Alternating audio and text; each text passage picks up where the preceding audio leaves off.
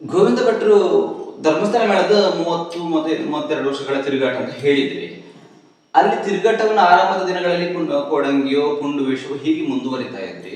ನಿಮಗೆ ಅರ್ಥಗಾರಿಕೆಯಲ್ಲಿ ರಂಗಸ್ಥಳದಲ್ಲಿ ಮೆರೆಯುವುದಕ್ಕೆ ಯಾರು ಪೂರಕ ಆದರು ಅಂತ ಹೇಳಿ ಹೇಗೆ ನೀವು ಅದರಲ್ಲಿ ತೊಡಗಿಸಿಕೊಂಡ್ರಿ? ಅರ್ಥಗಾರಿಕೆಯಲ್ಲಿ ನಾನು ಯಕ್ಷಗಾನ ಆಟಕ್ಕೆ ಬೇಕಾದಷ್ಟು ಅರ್ಥಗಳನ್ನು ಒಡನಾಡಿ ಕಲಾವಿದರಿಗೆ ಅದಕ್ಕೆ ಕೆಲವು ಪುಸ್ತಕಗಳನ್ನು ಅಭ್ಯಾಸ ಮಾಡಿಕೊಂಡಿದ್ದೇನೆ.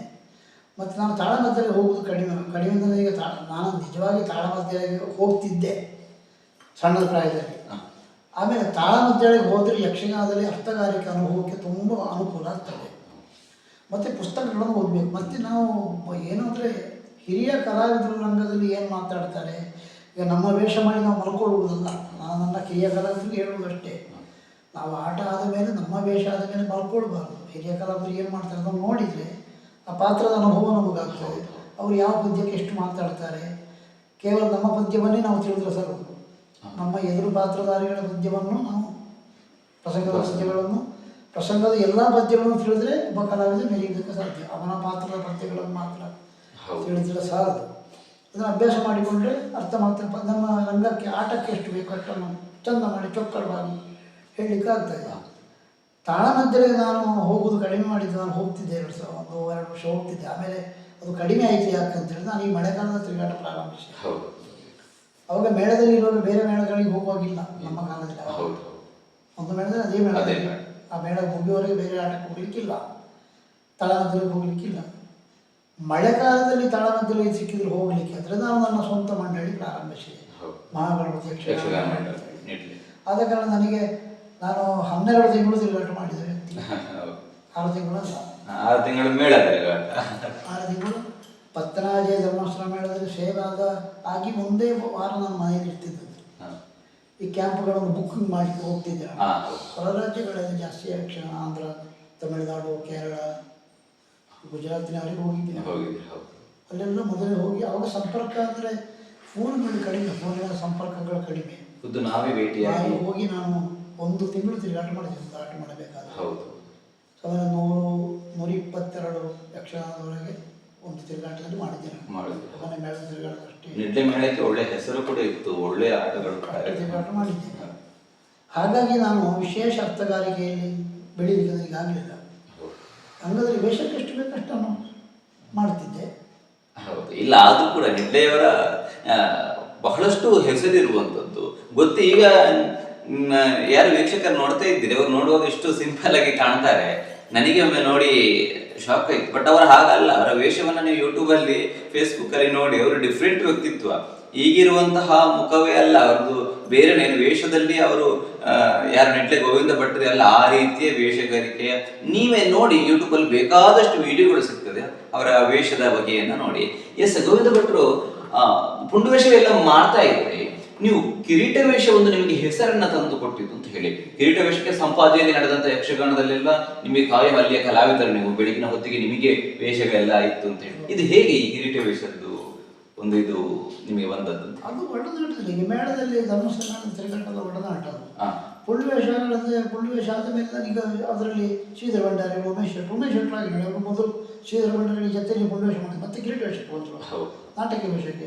ನಂತರ ಹಾಗೆ ಪುಳ್ಳು ವೇಷ ಆದಮೇಲೆ ಮತ್ತೆ ಕಿರೀಟ ವೇಷಕ್ಕೆ ನಾನು ಕಲಾವಿದ ಯಾವಾಗಲೂ ಹಾಗೆ ಬರಬೇಕು. ನೇರವಾಗಿ ಪಿ ಟಿ ವೇಷಕ್ಕೆ ಹೋಗುವುದಿಲ್ಲ ಯಾವ ಕಲಾವಿದರು. ಬಾಲಗೋಪಾಲ ಮಾಡಿ, ಶ್ರೀವೇಷ ಮಾಡಿ, ಬಾಲಗೋಪಾಲ ಮಾಡಿ, ಪೀಠಿಕೆ ಶ್ರೀವೇಷ ಮಾಡಿ, ಹಾಗೆ ಸ್ಟೆಪ್ ಬೈ ಸ್ಟೆಪ್ ಹಂತ ಹಂತವಾಗಿ ನಾನು ಕಿರೀಟ ವೇಷಕ್ಕೆ ಬಂದಿದ್ದೆ. ನನಗೆ ಇಂಟ್ರೆಸ್ಟ್ ಅಂದರೆ ಅದರ ಉತ್ಸಾಹ ಅಂತ ಹೇಳಿದರೆ, ಈ ರಕ್ಕಸ ಬರಗಳೆಲ್ಲ ನಮಗೆ ಸಿಕ್ಕಿದರೆ ನಾನು ಕಿರೀಟ ಗೋಡಿ ಅಂತ ಕೇಳಬೇಕು. ಕಿರೀಟ ವೇಷ ಗೋಡಿ ಅಂತ ಮೇಳದಲ್ಲಿ ಚೌಕಿ ಅವರ ಹತ್ರ ಕೇಳಿ ಕಿರೀಟ ವೇಷ ಹಾಗೆ ಅದರಲ್ಲಿ ನನಗೆ ಪ್ರೀತಿ ಹೆಚ್ಚು. ಅದು ಒಂದೊಂದೇ ಪಾತ್ರಗಳು ಹಾಗೆ ಮೆರೀಲಿಕ್ಕೆ. ಮತ್ತು ಅದಕ್ಕೆ ಮಾರ್ಗದರ್ಶಕರು ಇದ್ದರು. ಈಗ ನಾರಾಯಣ ಗೋವಿಂದ ಭಟ್ರು, ಹೆಪ್ಪೆಗಟ್ಟೆಯವರು, ನಾಟಕ ವೇಷಗಳಿಗೆ ನಾರಾಯಣ ಹೆಗ್ಡೆಯವರ ಮಾರ್ಗದರ್ಶನ ಇತ್ತು ನಮಗೆ. ಪುತ್ರ ನಾರಾಯಣ ಹೆಗ್ಡೆಯವರದ್ದೆಲ್ಲ ಆ ಥರ ಮಾಡಲಿಕ್ಕೆ ನಮಗೆ ಸಾಧ್ಯ ಇಲ್ಲ ಅಂತ ಅವರ ಪಾತ್ರಗಳನ್ನು ನೋಡಿ ನಾವು ಆಕರ್ಷಿತರಾದವರು. ಕಿರೀಟ ವೇಷಗಳನ್ನು ಗೋವಿಂದ ಭಟ್ಟ ಕಿರೀಟ ವೇಷಗಳು ಅವರು ದೇಹದಲ್ಲಿ ಹಾಡು ಗಿಡ್ಡಾದರು ಎಷ್ಟು ದೊಡ್ಡ ದೇಹದವನು ಅವರೇ ಎದುರಲ್ಲಿ ಕಾಣಲಿಕ್ಕೆ ತೋರಿಸಿಕೊಡ್ಲಿಕ್ಕೆ ಅಷ್ಟು ಚಂದದ ನಡೆ, ಸೂರ್ಯಕುಂಡ ಎಲ್ಲವೂ ಇತ್ತು ಅದರಲ್ಲಿ. ಅದು ನನಗೆ ತುಂಬ ಕಲಿವಿಕೆಗೆ ಪ್ರಯೋಜನ ಕೊಟ್ಟಿದೆ ಪಾತ್ರಗಳು ನೋಡಿ. ಧರ್ಮಸ್ಥಳ ಮೇಳಕ್ಕೆ ತಿರುಗಾಟ 6 ತಿಂಗಳು ಹೆಚ್ಚು ಕುಂದಾಪುರ ಬದಿಯಲ್ಲಿಗೆ ಮನೆ ಬಿಟ್ಟು ಹೇಗೆ ಇರ್ತಿದ್ರಿ? ಬಾರಿ ದೂರ ದೂರ ಕ್ಯಾಂಪ್ಗಳು. ಅದು ದೂರ ಆದರೂ ನಮಗೆ ಅಷ್ಟು ತೃಪ್ತಿ ಇತ್ತು ಆ ಮೇಳದಲ್ಲಿ. ಧರ್ಮಸ್ಥಳ ಮೇಳ ಹೋದಾಗ ಮೇಳದ ಬಸ್ಸಿಗೆ ಬಂದು ಅಡ್ಡ ಬಿದ್ದು ಆ ಕ್ಷೇತ್ರದ ಬಗ್ಗೆ, ಧರ್ಮಸ್ಥಳ ಮೇಳದ ಕಲಾವಿದರು ನಾವು ಹೋದಾಗ ನಮಗೆ ಉಪಚಾರಗಳು, ಅಲ್ಲಿ ಸಿಕ್ಕುತ್ತ ಪ್ರೇಕ್ಷಕರ ಒಡನಾಟಗಳು, ಅವಾಗ ನಮಗೆ ಮನೆ ನೆನಪಾಗ್ತಿರೋ ಅಷ್ಟು ಒಳ್ಳೆಯ ಸತ್ಕಾರಗಳು ನಡೆಯುತ್ತಿತ್ತು ಧರ್ಮಸ್ಥಳ ಮೇಳದಲ್ಲಿ. ಮತ್ತು ಮನೆಗೆ ಹೋಗಿ ಬರಲಿಕ್ಕೆ ಕಷ್ಟ ಆಗ್ತಿತ್ತು. ಅದು ತಿರುಗಾಟದಲ್ಲಿ ಅದನ್ನು ಏನು ಮಾಡಲಿಕ್ಕೆ ಆಗಿಲ್ಲ. ಮತ್ತು ತಿಂಗಳಿಗೆ 1-2 ಸಲ ನಾವು ರಜೆ ಮಾಡಿ ಬರ್ತಿದ್ದೆವು. ಮತ್ತು ಈ ಕಡೆ ಮಂಗಳೂರು, ಸಾಮಾನ್ಯ ಮೂಲ್ಕಿ, ಉಡುಪಿಯಿಂದ ಈ ಕಡೆಗೆ ಬಂದಾಗ ನಾವು ಹಗಲು ಮನೆಗೆ ಹೋಗಿ ಬರ್ತಿದ್ದೆವು. ಮತ್ತು ಆವಾಗ ಮನೆಯಲ್ಲಿ ಜನವೂ ಇರ್ತಿದ್ರು. ಈಗ ನಾವು ಮನೆಗಳಲ್ಲಿ ಜನ ಕಡಿಮೆ ಆಗಿದ್ದಾರೆ, ನಮಗೆ ದೂರ ಹೋಗ್ಲಿಕ್ಕೆ ಕಷ್ಟ ಆಗ್ತದೆ. ಹಾಗಾಗಿ ಸಂಪಾಜಿ ಯಕ್ಷೋತ್ಸವ ನಿಮಗೆ ಗೊತ್ತಿದೆ. ಸಂಪಾಜಿ ಯಕ್ಷೋತ್ಸವದಲ್ಲಿ ನೀವು ಒಂದು ಹಂತದಲ್ಲಿ ಕಾಯಂ ಅಲ್ಲಿಯ ಸದಸ್ಯ ಅಂತ ಹೇಳ್ಬೋದು. ನಿಮಗೆ ಅಲ್ಲಿ ಬೆಳಗಿನ ಹೊತ್ತಿನ ವೇಷಗಳು ನಿಮಗೆ ಸಿಗ್ತಾ ಇತ್ತು. ಶ್ಯಾಮ್ ಭಟ್ರು ನಿಮ್ಮನ್ನ ನಿಗದಿಪಡಿಸಿದ್ರು ಅಂತ ಹೇಳಿ. ಆ ಸಂಪಾಜಿ ಯಕ್ಷೋತ್ಸವ ಮತ್ತೆ ಅದರ ಒಡನಾಟ ನಿಮಗೆ ಏನಾದ್ರು ಹೇಳುದಾದ್ರೆ ಹೇಗೆ? ಅದು ಶ್ಯಾಮ್ ಭಟ್ರು ಕಲಾವಿದರಲ್ಲಿ ತೋರಿಸಿದ ಪ್ರೀತಿ ಅದಕ್ಕೆ ಕಾರಣ. ಮತ್ತು ಅವರಿಗೆ ಯಕ್ಷಗಾನದ ಕಲಾವಿದರನ್ನು ಅವರು ಒಮ್ಮೆ ನೋಡಿದರೆ ಯಾವ ಕಲಾವಿದನ ಹತ್ರ ಎಷ್ಟು ಕೆಲಸ ಮಾಡಿದ್ರು ಅವ ಎಷ್ಟು ಕೆಲಸ ಮಾಡ್ತಾನೆ ಎಂಬುದನ್ನು ಅವರು ಸ್ವತಃ ಕಲಾವಿದರಲ್ಲದಿದ್ದರು. ಕಲಾವಿದರಿಗೆ ಎಷ್ಟು ಪ್ರೋತ್ಸಾಹಕರೋ, ಯಕ್ಷಗಾನ ಕಲೆಯನ್ನು ಎಷ್ಟು ಪೋಷಿಸ್ತಾರೋ ಅಷ್ಟೇ ಒಬ್ಬ ಕಲಾವಿದರ ವಿದ್ವತ್ತನ್ನು ಅವರು ತಿಳ್ಕೊಳ್ಳುವಂಥ ಸಾಮರ್ಥ್ಯ ಶ್ಯಾಮ್ ಭಟ್ರಿಗೆ. ಹಾಗಾಗಿ ಆ ಕಲಾವಿದರನ್ನು ನೋಡಿ ಅವರಿಗೆ ಇಂಥದ್ದೇ ಪಾತ್ರಗಳನ್ನು ಇವರಿಂದ ಮಾಡಿಸ್ಬೋದು, ಇವ್ರ ಹತ್ರ ಮಾಡಿಸ್ಬೋದು ಅಂತ ಶ್ಯಾಮ್ ಭಟ್ರು ನಿಗದಿ ಮಾಡಿದ್ರು. ಆ ನಮ್ಮ ಮೇಳದಲ್ಲಿ ನಮ್ಮ ವೇಷಗಳನ್ನು ನೋಡಿ ನೋಡ್ತಾ ಇದ್ರು, ಇಂಥವರಿಗೆ ಇಂಥದ್ದೇ ನಮ್ಮ ಆಟದಲ್ಲಿ ಆಗಬೇಕು ಅಂತ ಶ್ಯಾಮ್ ಭಟ್ರು ಅವರು ಮೊದಲು ಹೇಳ್ತಿದ್ರು, ಗೋವಿಂದಣ್ಣ ನಿಮಗೆ ಇಂಥ ಪಾತ್ರ ಅಲ್ಲಿ ನಿಮಗೆ ಹೆಚ್ಚು ಬೆಳಗಿನ ಹೊತ್ತಿನ ವೇಷಗಳ ಸಿಗ್ತಿತ್ತು. ಈಗ ನಮಗೆ ಕೂಡುವುದಿಲ್ಲ, ಈಗಲ್ಲ ಆ ಸಂದರ್ಭಗಳಲ್ಲಿ ಕೊಡ್ತಿದ್ರು. ನಮ್ಮನ್ನು ಒಳ್ಳೆ ಬೆಳೆಸಿದ್ದಾರೆ. ಕಲಾ ಪ್ರೋತ್ಸಾಹ ಶ್ಯಾಮ್ ಭಟ್ರು, ಅದಕ್ಕೆ 2 ಮಾತೇ ಇಲ್ಲ. ಹೀಗೆ ಸಂಪಾಜಿ ಯಕ್ಷೋತ್ಸವ ಒಂದಿಗಿನ ನಿಮ್ಮ ಪಯಣ ಹೀಗೆ ಮುಂದುವರಿತು. ತದನಂತರ ಈಗ ವಿಶ್ರಾಂತ ಜೀವನವನ್ನು ನಡೆಸ್ತಾ ಇದ್ದೀರಿ ಅಂತ ಹೇಳಿ. ನಿಡ್ಲೆ ಗೋವಿಂದ ಭಟ್ರು ಅತ್ಯಂತ ಮೆಚ್ಚಿಕೊಂಡಂತಹ ವೇಷ ಯಾವುದು ಅಂತ ಹೇಳಿ ತಿರುಗಾಟದಲ್ಲಿ? ಎಲ್ಲವೂ ಆದರೂ ನನಗೆ ಈ ಕಿರೀಟ ವೇಷ ಬಹಳ ಮಾಡುವುದಕ್ಕೆ ಏನೋ ಒಂದು ಹಾಗೆ ಇಂಥ ವೇಷಗಳನ್ನು ಮತ್ತೆ ನಾವು ಈಗ ರಾಜ ವೇಷಗಳಲ್ಲಿ ಎಲ್ಲ ಥರದ ವೇಷಗಳನ್ನು ನಾನು ಮಾಡ್ತಿದ್ದೆ. ಕೊಡ್ತಿದ್ರು ನನಗೆ ಭಾಗವತರುಗಳು ಮೇಳದಲ್ಲಿರುವಾಗಲೂ ಹೊರಗಡೆ ಹೋದಾಗಲೂ. ಹಾಗೆ ಇಂಥ ನಾಟಕೀಯ ವೇಷವನ್ನು ರಾವಣ, ಕಂಸ ಇಂಥ ನಾಟಕೀಯ ಪಾತ್ರಗಳನ್ನು ಮಾಡ್ತಿದ್ದೆ. ಎಂಥದ್ದೇ ಇಷ್ಟವಾದಂತೆ ಹಾಗೇನಿಲ್ಲ. ನಾನು ರಾಜವೇಷಗಳಲ್ಲಿ ಸಾಮಾನ್ಯ ಎಲ್ಲ ಪಾತ್ರಗಳನ್ನು ನನಗೆ ತಿಳಿದಷ್ಟು ಮಟ್ಟಿಗೆ, ನಾನು ದೊಡ್ಡ ಕಿರೀಟ ವೇಷದ ಅಂತ ನಾನು ಹೇಳ್ತೀನಿ. ನಿಮಗೆ ಭಯಂಕರ ಸ್ಟೆಮಿನಾ ಉಂಟು ಅಂತ ಯಾರು ಹೇಳ್ತಾ ಇದ್ರು ಭಾರಿ ರಂಗಸ್ಥಳದಲ್ಲಿ. ಆ ಜೋಶ್ ಅವ್ರ ಹತ್ರ ತ್ರಾಣ. ಈಗ ವಯಸ್ಸಾಗಿದೆ ಪಾಪ. ಇದು ಆ ಸಂದರ್ಭಗಳಲ್ಲೆಲ್ಲ ಇಂದ್ರಜಿತ್ ಆಗಿರ್ಬೋದು, ನಿಮ್ಮದು ಹಿರಣ್ಯಾಕ್ಷ, ಈ ವೇಷಗಳನ್ನೆಲ್ಲ ಅತ್ಯದ್ಭುತವಾಗಿ ಮಾಡ್ತಾ ಇದ್ರು. ಅದಕ್ಕೆ ಹಿಮ್ಮೇಳವು ಕಾರಣ.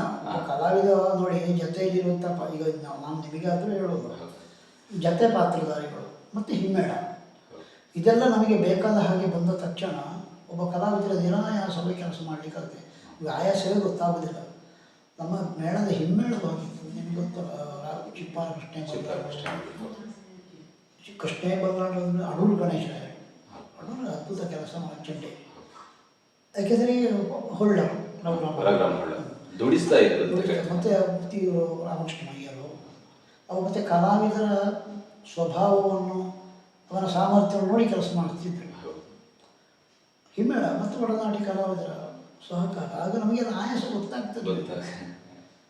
ಕೆಲಸ ಅಲ್ಲ ಈಗಿನ, ನಾನು ಯಾಕೆ ಅಂತ ಕೇಳಿದ್ರೆ ಈಗಿನ ಸಂದರ್ಭ ನನ್ನನ್ನು ಸಹ ನಾನು ಕಲಾವಿದನಾಗಿ ಹೇಳುದು, ನಮಗೆಲ್ಲ ಒಂದು ಕಿರೀಟ ವೇಷವೋ ಒಂದು ಕುಂಡು ವೇಷವೋ ಹೆಚ್ಚಿನ ಕಲಾವಿದರಿಗೆ ಆ ಸಮಸ್ಯೆ ಇದೆ. ಒಂದು ಪದ್ಯವೋ 2 ಪದ್ಯವೋ ಅಥವಾ ಪ್ರವೇಶ ಆಗಿ 2ನೇ ಪದ್ಯಕ್ಕೆ 7 ಪದ್ಯಕ್ಕೆ ಹೋಗುವಾಗ ಏನಿಲ್ಲ, ವೀಕ್ನೆಸ್ ಹಾಗೆ ಆಯಾಸಗೊಂಡಿರ್ತೇವೆ. ಇದನ್ನ ಸ್ವಲ್ಪ ಹೇಗೆ ಕಲಾವಿದರು ತಿದ್ದುಪಡಿ ಮಾಡಿಕೊಡಬಹುದು ಅಂತ ಹೇಳಿ. ಅದನ್ನೇ ನಾನು ಹೇಳಿದ್ದು, ಅನುಭವ ಮಾಡಿಕೊಳ್ಬೇಕು ತಿಳಿದವರ ಜೊತೆಯಲ್ಲಿ ಅಂತ ನಾನು ಹೇಳೋದು. ಅದನ್ನೇ ಕಲಾವಿದರಿಗೆ ಒಂದು, ಈಗ ಅಭಿಮನ್ಯು ಆಗಲಿ ಅಥವಾ ಹಿರಣ್ಯಾಕ್ಷ, ರಾಜವೇಷಗಳಲ್ಲಿ ಹಿರಣ್ಯಾಕ್ಷ, ಪುಣ್ಯವೇಷದಲ್ಲಿ ಅಭಿಮನ್ಯುವಿನ ನಡೆ ಬೇರೆ, ಪುಣ್ಯವೇಷ ಬಬ್ರುವಾಹನ, ಪುಣ್ಯವೇಷ ಬಬ್ರುವಾಹನ ನಡೆ ಬೇರೆ, ಪರಶುರಾಮನ ನಡೆ ಬೇರೆ ಪುಣ್ಯವೇಷಗಳಲ್ಲಿ. ಅದು ಛಿದ್ರಮಂಡಲಗಳಿಗೆ ಗೊತ್ತಾಗ್ತದೆ ಬೇರೆ ಬೇರೆ ಸ್ವಭಾವಗಳು. ಹೌದು.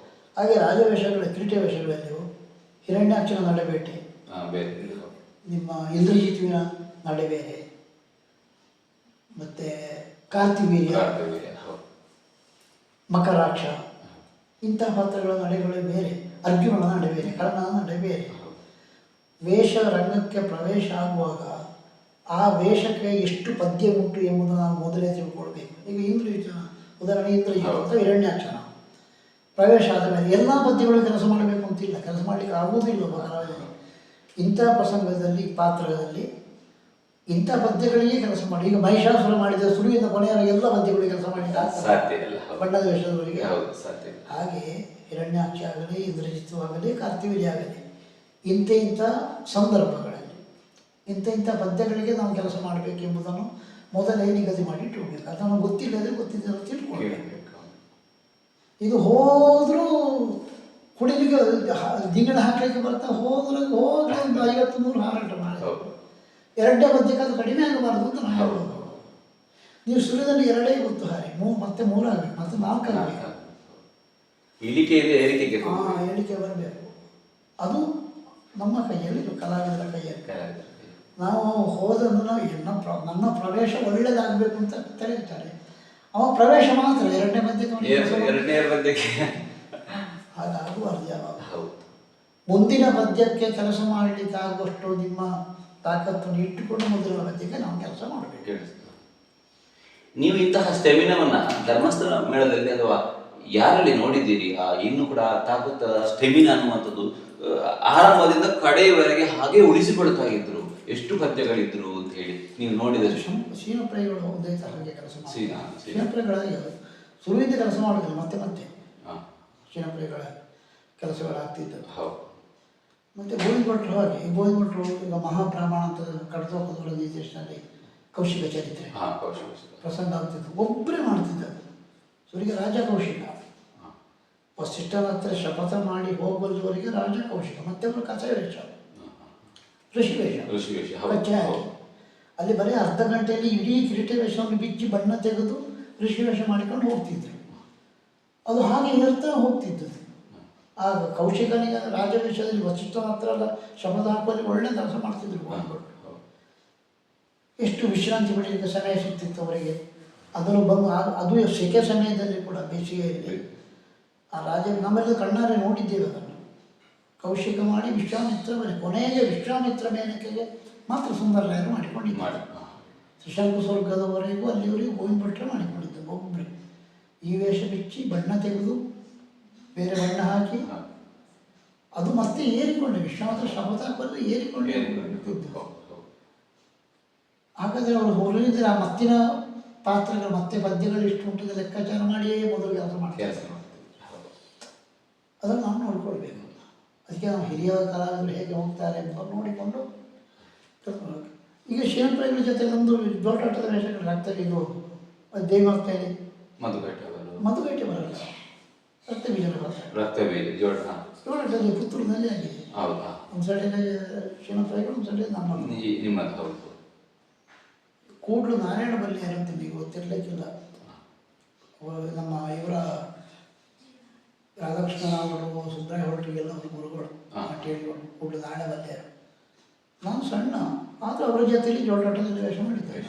ಹಿರಣ್ಯಾಕ್ಷ ಅವ್ರದ್ದು ಒಂದು ಹಿರಣ್ಯಾಕ್ಷ ಒಂದು ಕಡೆ, ಬಪ್ಪನಾಡು ಮೇಳ ಅಂತ ನಾರಾಯಣ ಕಾಮತ್ರ ಅಂತ ಧರ್ಮಸ್ಥಳ ಮೇಳದ ಮ್ಯಾನೇಜರ್ ಆಗಿದ್ದರು.